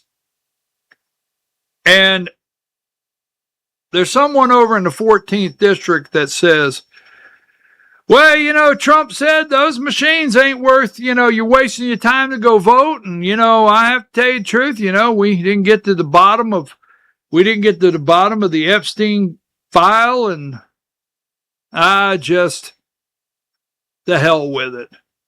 Why waste my time? Now, the opposite side of that is we need to be building, right? Energy. We need to be building confidence. We need to be building voter turnout. We need to get enthusiasm. But right now, the way I see it, it keeps getting tamped down. Now, I opened up. You got to go back to the beginning. And I expressed where I really stand on the 2020 election, and that does not come into question. I'm talking about winning in November, the game plan the Democrats have, what Republicans have to do and think about putting in place to overcome these Democrats and Democrat enthusiasm going into November. Now, we talked about Mike Collins. Now, Rick Jackson.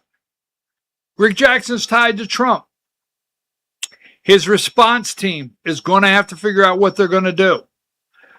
Rick Jackson, when we win, President Trump will be a winner. There's nobody that supports President Trump more than I do. I'll be President Trump's favorite governor. As governor, I'll be like Trump.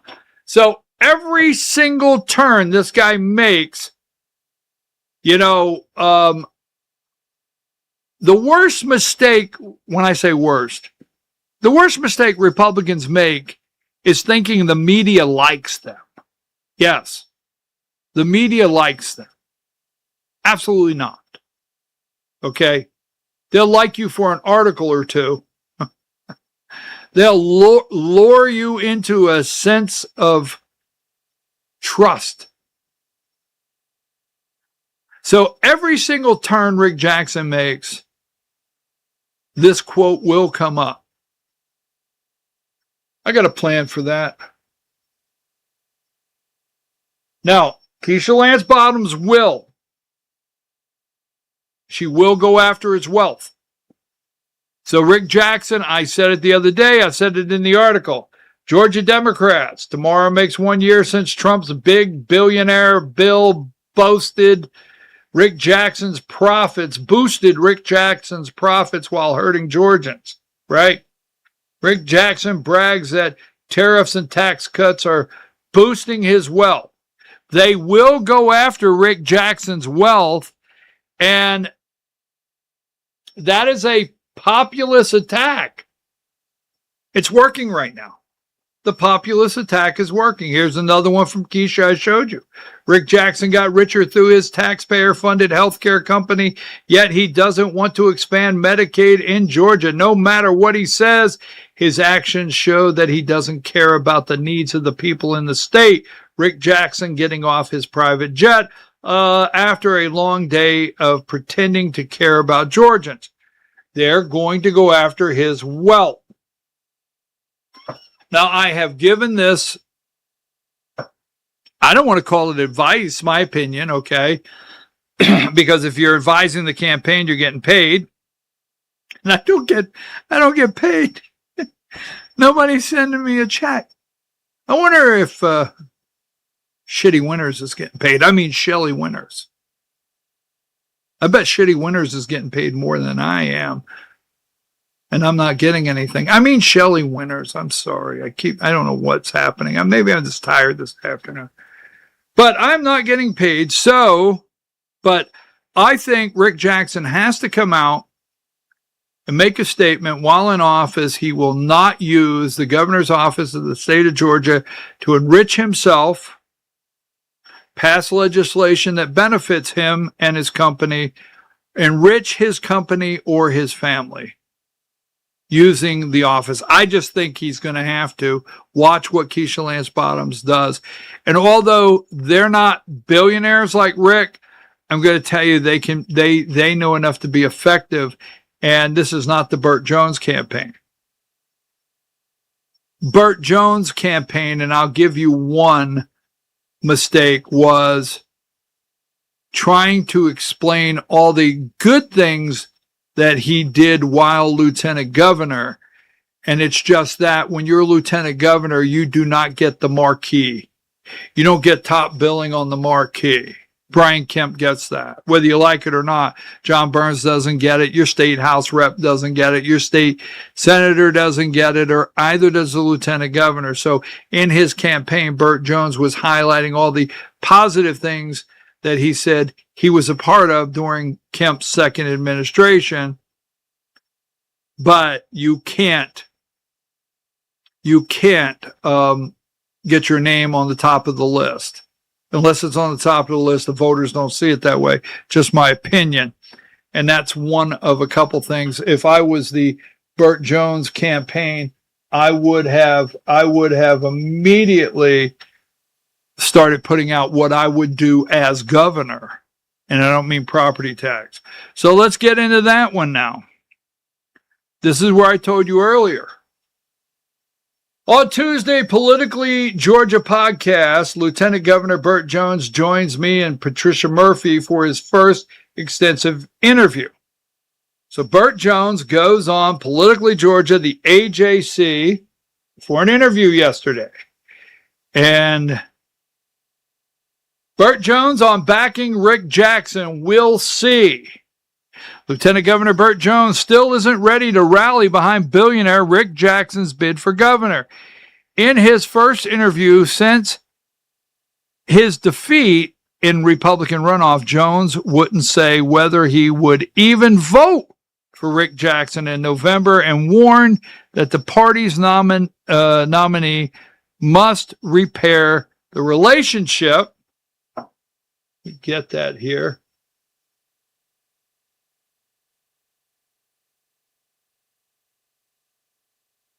Jones said he remained committed to keeping Georgia under Republican control. But he said Jackson and his allies alienated grassroots activists and other longtime GOP lobbyists with a torrent of negative advertising that he says portrayed much of the GOP establishment as corrupt. You've got to think about those people who have been in the trenches for you working for the Republican Party. He said you basically alienate them by saying we're all a bunch of crooks. So here's the thing. He is not committed to voting for him. He's not committed to supporting him. Let me play the tape here real quick. And this is yesterday in the interview.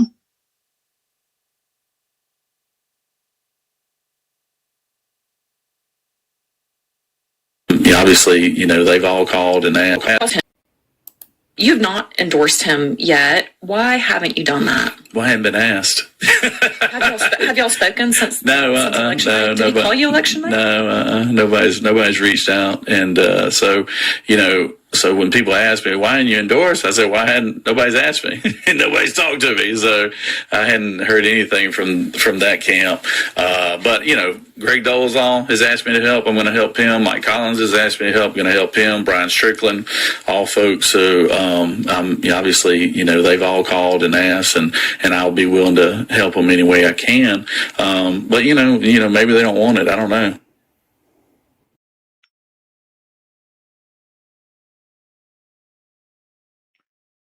Folks, Georgia's a 2% state. Georgia is a 2% state. If the Rick Jackson campaign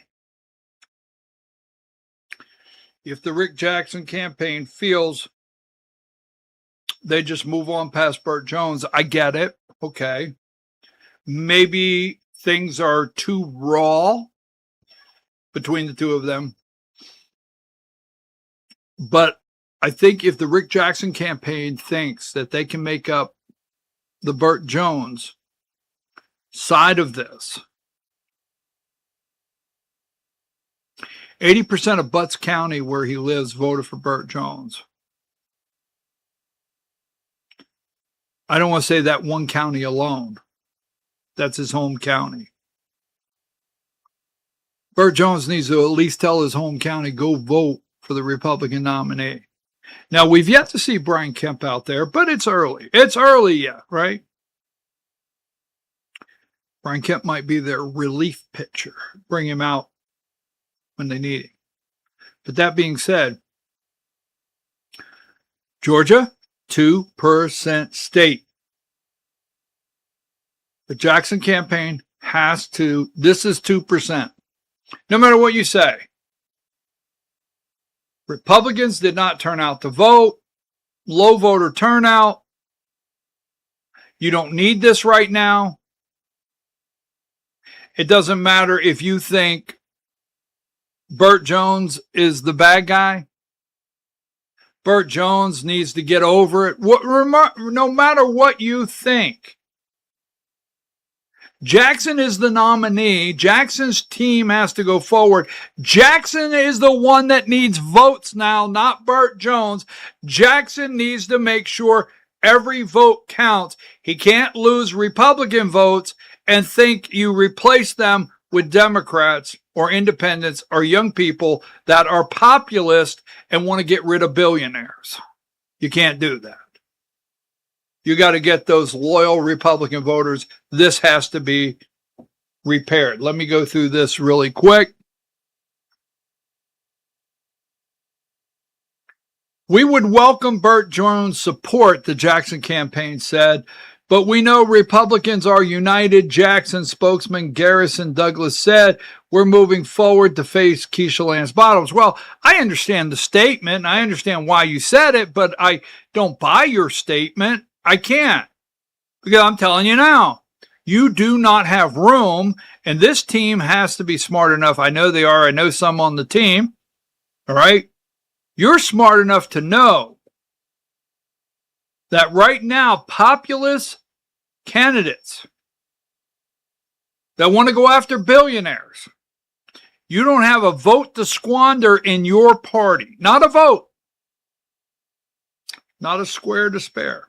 To that point, most of the party establishment quickly closed ranks behind Jackson after the runoff victory, including Secretary of State Brad Raffensperger, the third place finisher, and the entire Senate GOP caucus, which includes some of Jones' top supporters. Jones has conspicuously held back. Now, that being said, yes, the Senate and the House are supporting. They have a future. I did watch the entire interview. Part of Jones' frustration centered around Georgians for Integrity, a secretive group that spent roughly $20 million attacking Jones, much of it because Jackson entered the race. Jackson has said he wasn't behind the group, though Jackson again rejected the denial. Look,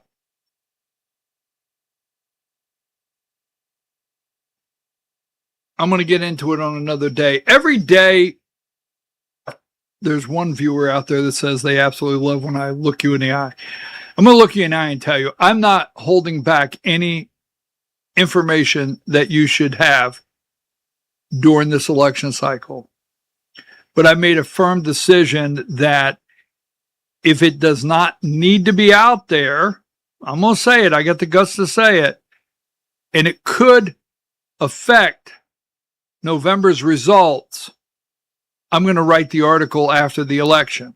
But I am going to write the article. But I'm not keeping anything from you. My promise. My promise. Now, a little further in. That was Jackson's campaign. Jones said, I mean, that was his affiliate. I don't care what anybody says. That was his money. And we're talking about Georgians for Integrity, right? The $20 million dark money. So let's go with that. I'm going to run. Hold on a minute. I'm going to run this video here where Burt Jones talks about the dark money.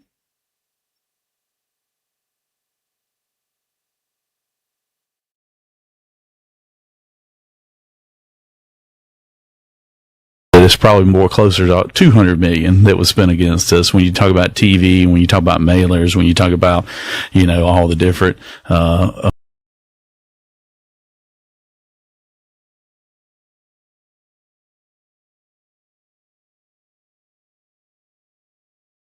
against, I think everybody says is about 108 million. That it really, our calculations show that it's probably more closer to 200 million that was spent against us. When you talk about TV, when you talk about mailers, when you talk about, all the different, people involved around the state. So, that's a real headwind. And I don't care who you are.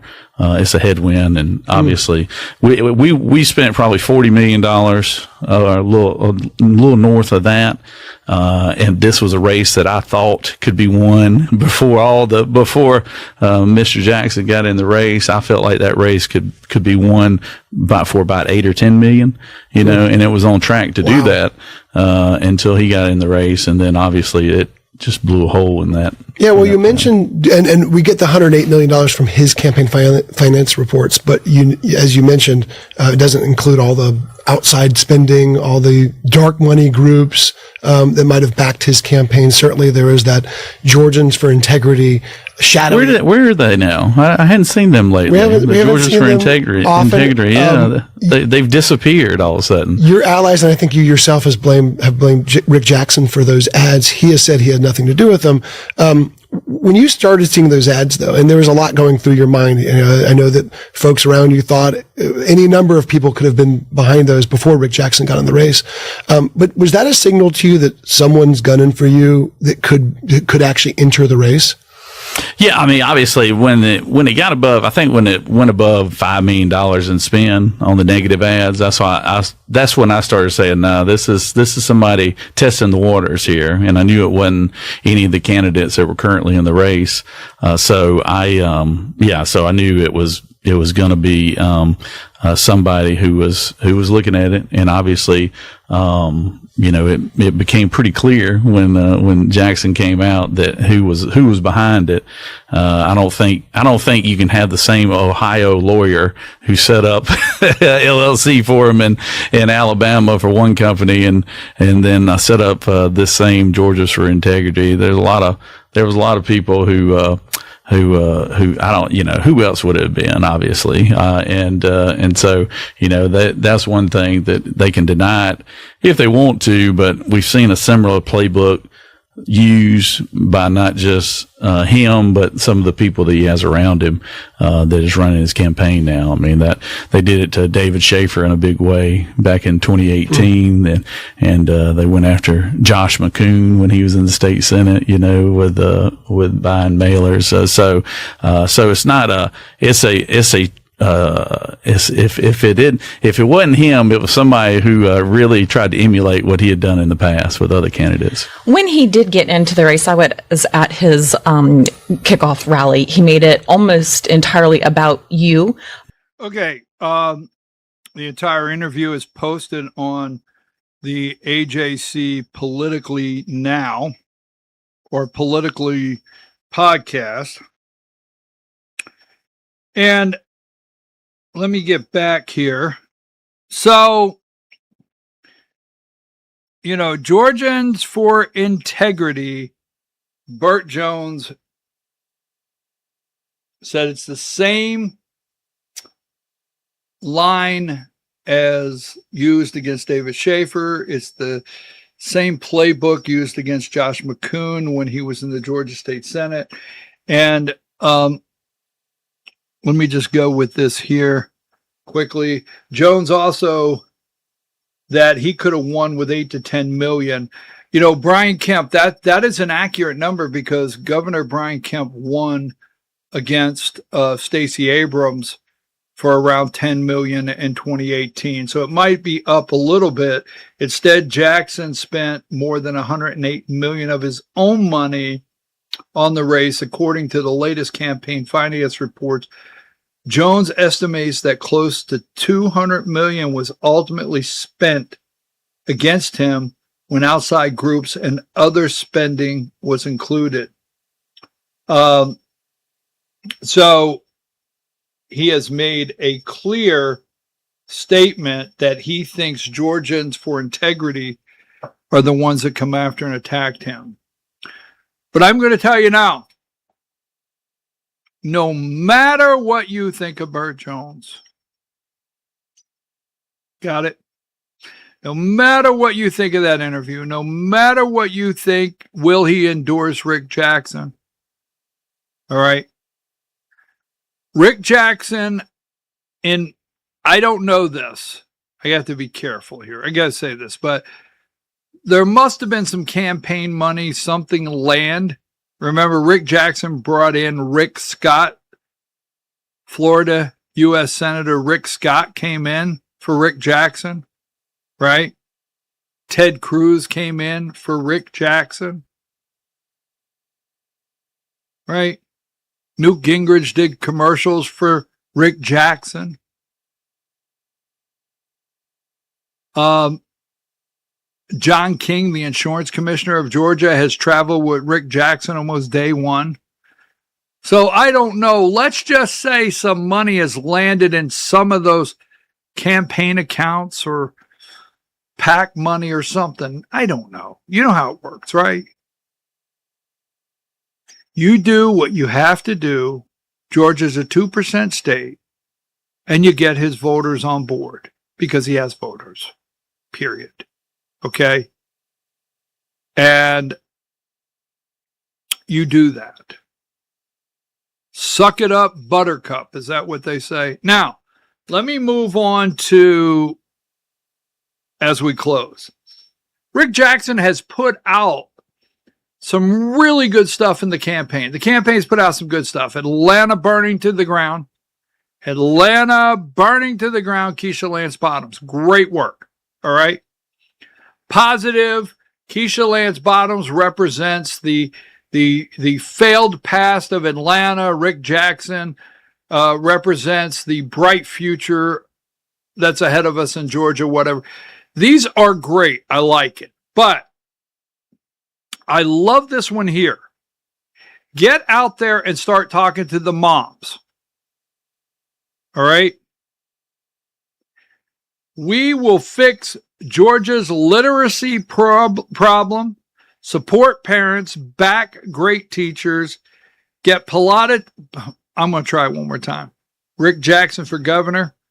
We will fix Georgia's literacy problem, support parents, back great teachers, and get politics and bureaucracy out of the classroom. I love it. This is where the campaign needs to go. Now, the populists are going to come after you. They're going to come after you. You don't have enough property taxpayers to get you over the finish line. And you don't have enough property tax payers that believe you. And when I say this, I like where you're going, but you can't do it.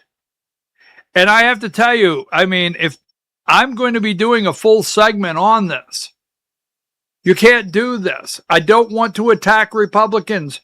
I don't want to attack John Burns. I don't want to attack all the Republicans that said we tried to pass property tax relief and Democrats stopped it. I don't want to, but I will.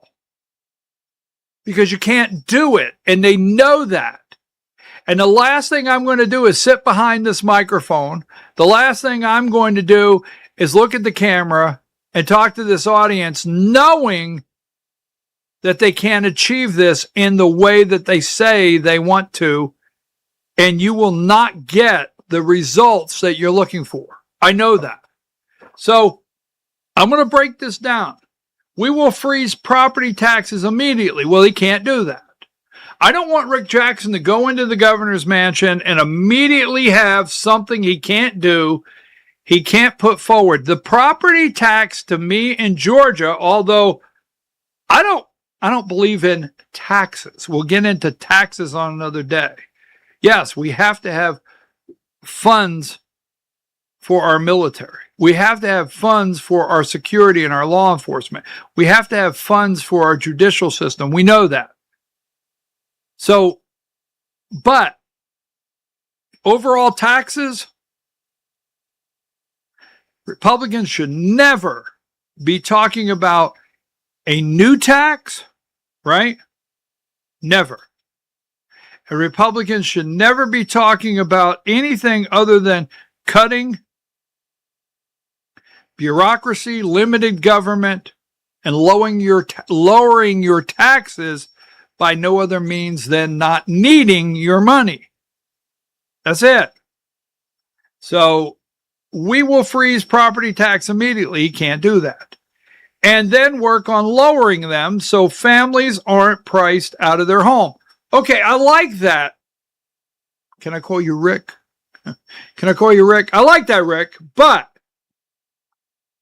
you know, you remember when back to school, the teacher at the front at the class board was talking about the cost of building the factory? And Rodney Dangerfield said, you can't do that. You've got the cement union. You've got the cement. Remember that? I should get that clip. You can't do that. And what about the cement union? And what about the permits? And what about town hall?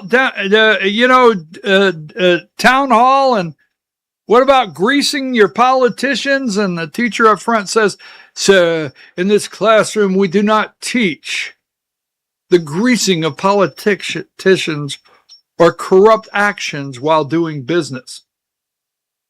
And Rodney Dangerfield says something to the reference of, well, what world do you live in?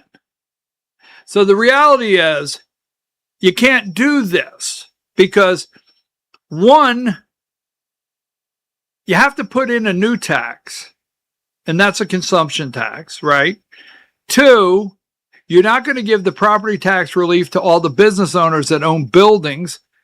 They'll probably increase that tax in a way through a higher business license, so forth. You'll have the Georgia State School Superintendents Association involved. You'll have the Georgia, the GMA, the Georgia Municipal Association. You'll have the ACCG, the Association of County Commissioners of Georgia. They'll all swarm in your office and say, you can do what you want as long as my county commissioners can still sell bonds, still build enormous schools, still build enormous auditoriums, still build enormous stadiums, buy all the buses they want, sell all the bonds they want. As long as the county can buy all the trucks, buy everything they want, sell bonds, build more parks, whatever it may be. As long as they can do all that, raise taxes whenever they want, still yet, and you just get the penny there, we're good. You know what that means realistically, and you will see, and I'll go into great detail, because the way they're approaching it can't be done, and you do not win. Because it's really simple, folks.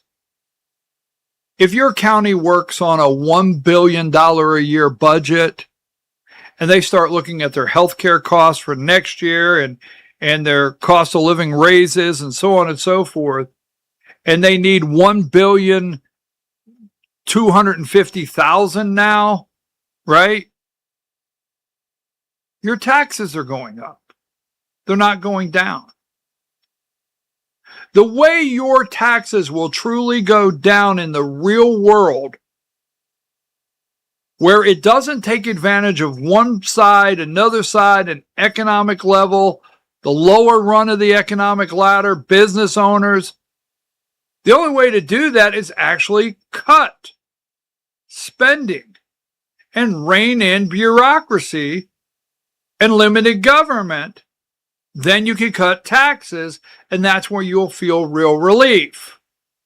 So not a penny off your taxes over here and a penny for your stuff at the grocery store, plus fees and more fees. And then you go down to your local restaurant, the guy that owns the building, he doesn't get the tax break. His taxes, he's got a new fee. All the above. It's so convoluted. They don't want to give up power. They don't want to give up a dollar. And they don't want to give up their ability to spend whatever they want when they want and sell bonds and bind you. So that's the only thing. I'm not against this because I do like the second part. And Rick, can I call you Rick? Rick, I like the second part. If you bought a home, paid your mortgage, raised your family, and played by the rules, the government should not punish you because politicians cannot control spending. I got it. Your second paragraph, I'm with you. Let's go. But I consider this your Doge that Donald Trump and Elon Musk attempted. I would like to see you go in and tell John Burns, tell Larry Walker over in the Senate, tell the ACCG, all right, the GMA, the Georgia State School Board Association. I'd love for you to tell all of them, the business community in these areas, the people that own the strip mall shopping centers that actually pay a lot of tax, that they may be going up. I would love to see you go in and say to these people, look, I want you to do something to freeze property tax right away. Well, by the Georgia State Constitution, you can't do that. And I'm sorry to say this, you're going to have a lot of Republican counties that are going to snicker when they get a message from the governor's office, freeze property tax today. The county attorney will be sending you back a letter. They don't care if you're the governor or not. If you bought a home, paid your mortgage, raised your family, and played by the rules, the government should not push you because politicians cannot control spending. I love that paragraph. I'll help you any way I can with that paragraph. I'm on board, but I think you need to stay focused on the other things and not things that I don't think you can do. And that's not personal. All right. I have to get out. Here is the last thing. And there's time now. There is time now. Get everything whipped into shape, whipped into order. Everybody ready to go. You got a rally Thursday, right? Got a rally Thursday. Get it all together. Move forward. Pull the Band-Aid off of the hard things you got to make decisions on. Unite the Republicans. Get every vote under the wing. Move forward. And let's beat Keisha Lance Bottoms because she is not a viable alternative. Now, here is Wes Moore, he's the governor of Maryland. He is here today campaigning for John Ossoff and Keisha Lance Bottoms. Here's a story I'm working on. I'm working on this story. It won't come out this week because Trump will take up Thursday. It will come out next week. But I'm working on this because for Republicans out there, we're looking at a time when the ball started turning. Sonny Perdue beats Roy Barnes, right? Sonny Perdue beats Roy Barnes in the Sonny Perdue beats Roy Barnes. Let me tell this person. I'll call him back. Sonny Perdue beats Roy Barnes, right? And becomes the Republican governor, first one since Reconstruction in Georgia, right? Period. That's the turn. We don't want to be back at the turn where we give it back to Keisha Lance Bottoms. So I'm working on a story because this is important, and it's a story of interest, but I think Republicans should go get to the chalkboard and start putting some old school stuff in place. Cynthia McKinney. Do you remember Cynthia McKinney? Do you remember her? So in 2002, I want to show you something, and this is something I'm working on.